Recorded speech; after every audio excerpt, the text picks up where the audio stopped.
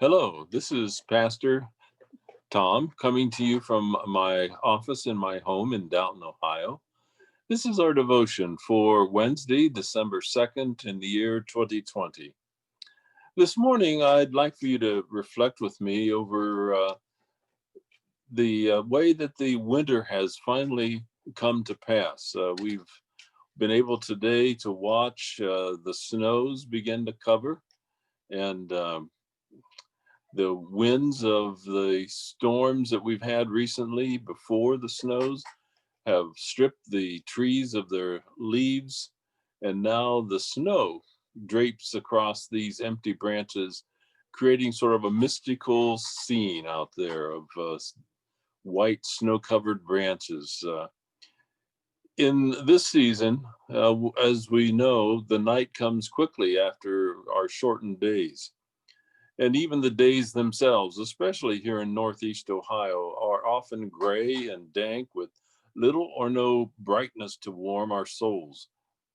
While the new birth of spring and the colorful flowers of summer speak of God through his creation, this season of winter is such a contrast. Even from the golds and hues and oranges and browns of autumn, everything now in this season seems black and white and gray. And often I think God seems silent in this sort of grayness. In these days, I sometimes find solace in the words of a African American preacher by the name of Beecher Hicks Jr. This is how he describes this. How strange that God should choose to speak through naked branches having neither bud nor bloom, that God should choose to utter sounds through rivers and streams frozen in place, in icicles glittering of promises of still more winter, still more discontent. As I read these words, I discover that it's not God who has stopped speaking, but it is I who have failed to listen with ears that could hear and eyes that could see the whispering lullabies and the beautiful sparkling of the winter, the beauty of the pines, and appreciate this season of rest. For this really is not a season of brightness and color and new life, but a season of rest and preparation.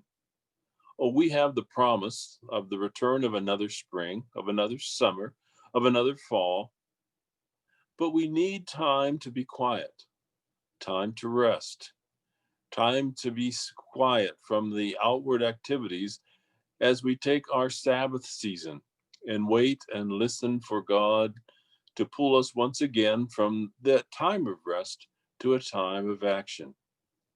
And so, as we enter this Advent season, I encourage each of us to slow our pace, to stop, and to reflect on the story of Mary and Joseph and the baby Jesus, of the shepherds and of the angels who brought word of Jesus' birth to them, and of the wise ones who saw the signs and sought to find this new king. May we likewise hold him in our hearts, rejoice in his coming, and seek him with all our treasures. To give us a chance to reflect upon this, our pianist Nancy Fry will play for us Jesu Bambino.